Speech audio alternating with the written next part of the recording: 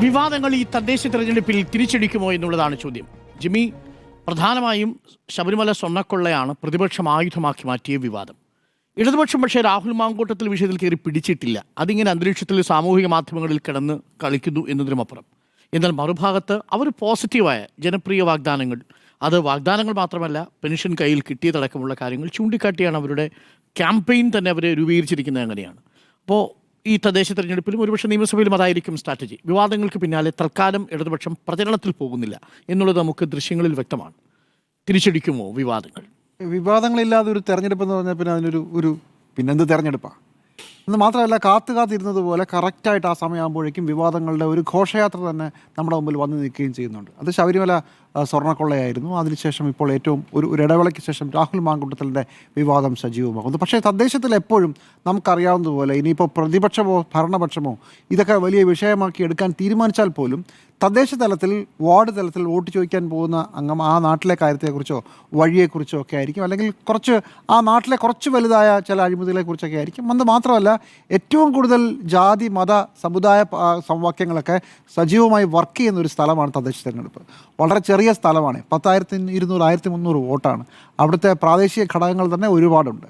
അതിനിടയ്ക്ക് സാധാരണഗതിയിൽ തെരഞ്ഞെടുപ്പുകളിൽ വളരെ വലിയ വിവാദങ്ങളൊന്നും പിടിക്കാറില്ല. പക്ഷേ നമുക്ക് വിവാദങ്ങൾ പിടിക്കാനാണെങ്കിൽ ഇപ്പോൾ പറഞ്ഞ രണ്ട് കാര്യങ്ങൾ, അതായത് ശബരിമലയോ അല്ലെങ്കിൽ രാഹുൽ മാങ്കൂട്ടത്തിലുള്ള പുതിയ ഓഡിയോ അല്ലാതെ ഒരുപാട് വിഷയങ്ങളുണ്ട്. ഇപ്പോൾ വയനാട്ടിൽ കോൺഗ്രസിൻ്റെ പ്രധാനപ്പെട്ട ഒരു നേതാവ് ആത്മഹത്യ ചെയ്തു, അതിന് മുമ്പുണ്ടായ ആത്മഹത്യകൾ, അതിൻ്റെ പേരിലുണ്ടായ കേസുകൾ, CPM കരുവന്നൂർ സഹകരണ ബാങ്കിൻ്റെ വിഷയം, തിരുവനന്തപുരത്ത് BJPയുടെ ഒരു പ്രധാനപ്പെട്ട നേതാവ് ആത്മഹത്യ ചെയ്തത്, അവരുടെ സഹകരണ സംഘങ്ങൾ തകർന്നത്, വിഷയങ്ങൾ ഒരുപാടുണ്ട്. ഇതിനെല്ലാം പ്രാദേശിക സ്വഭാവമുണ്ട്. ആ പ്രാദേശിക സ്വഭാവത്തിൽ അത് നിൽക്കുകയുള്ളതെന്നാണ് ഞാൻ വിചാരിക്കുന്നത്.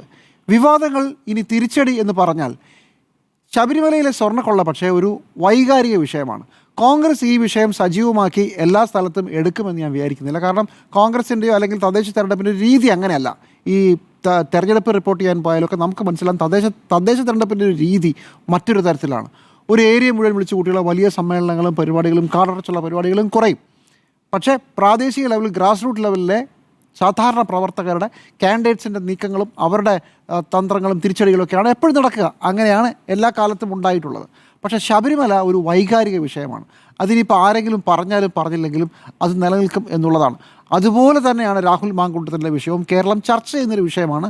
കേരളത്തിൽ എല്ലാവർക്കും താല്പര്യമുള്ള, കേരളം ശ്രദ്ധിക്കുന്ന ഒരു വിഷയമാണ്. ശബരിമലയിൽ ഇപ്പോൾ എന്താണ് സംഭവം? CPMൻ്റെ പ്രധാനപ്പെട്ട നേതാവ് ജയിലിലായിട്ട് 5 ദിവസം കഴിയുന്നു. CPMുമായി വളരെ അടുപ്പമുള്ള, പിന്നീട് ദേവസ്വം ബോർഡ് പ്രസിഡൻ്റായ ഒരാൾ ജയിലിലായിട്ട് 14 ദിവസം കഴിയുന്നു.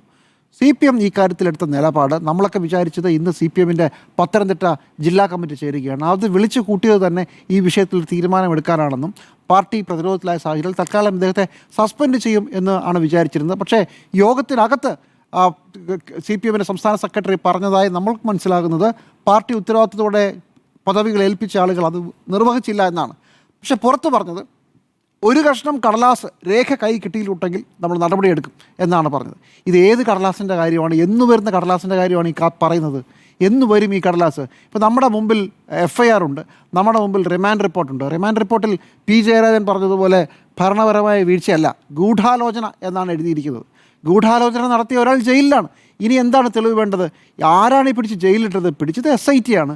ആ SIT തീരുമാനിച്ചത് തന്നെ മേൽനോട്ടം നടത്തുന്നത് കോടതിയാണ്.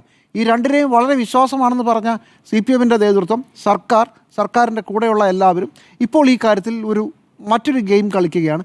ഇതൊരു പ്രശ്നമായി വന്നാൽ, ഒരു ചോദ്യം വന്നാൽ എന്താണ് മറുപടി? രാഹുൽ മാങ്കൂട്ടത്തിനാണ്. രാഹുൽ മാങ്കൂട്ടത്തിൻ്റെ കാര്യത്തിൽ ഏറ്റവും അവസാനം പ്രതികരിച്ചത് മുൻ KPCC പ്രസിഡൻ്റാണ്. കുടുങ്ങിയോ?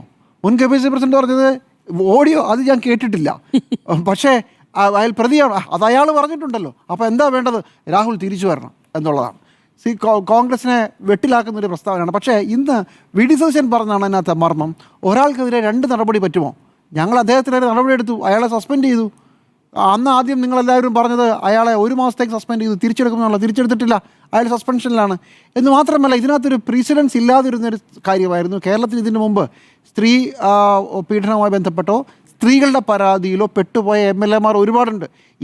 ഈ കഴിഞ്ഞ സർക്കാരുകളുടെ കാലത്ത് തന്നെയുണ്ട്. അത് കോൺഗ്രസിൻ്റെ ഭാഗത്തുനിന്നുണ്ട്, CPMൻ്റെ ഭാഗത്തുനിന്നുണ്ട്.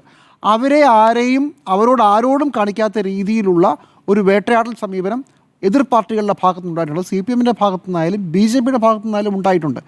അതുപോലെ തന്നെ കോൺഗ്രസ് പാർട്ടിയും ഇതുവരെ വേറെ ഒരു പാർട്ടിയും ചെയ്യാത്തതുപോലെ രാഹുൽ മാങ്കൂട്ടത്തിലിനെ എനിക്ക് തോന്നുന്നു 48 മണിക്കൂറിനുള്ളിൽ തന്നെ പദവിയിൽ നിന്ന് അദ്ദേഹത്തെ സസ്പെൻഡ് ചെയ്യുകയും കോൺഗ്രസിൻ്റെ പ്രാഥമിക അംഗത്വം സസ്പെൻഡ് ചെയ്യുകയും ചെയ്തു. അത്രയേ നിൽക്കുന്നു.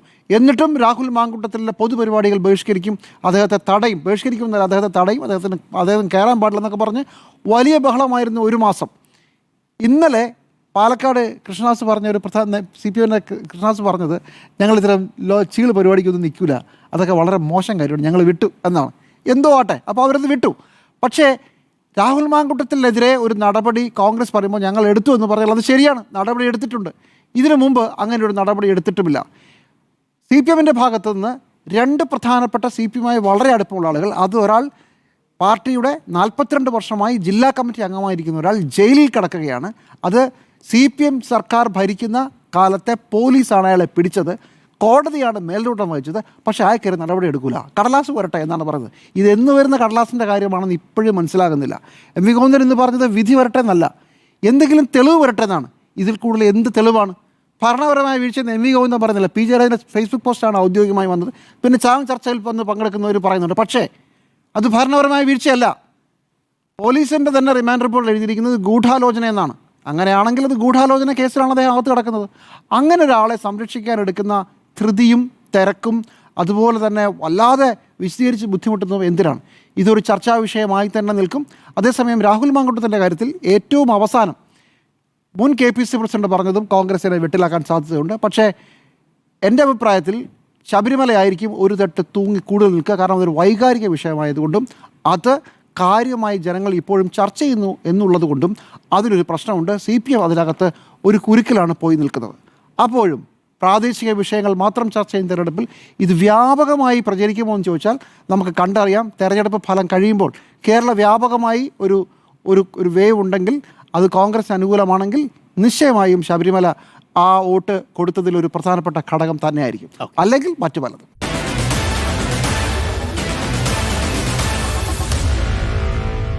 Meet the editors.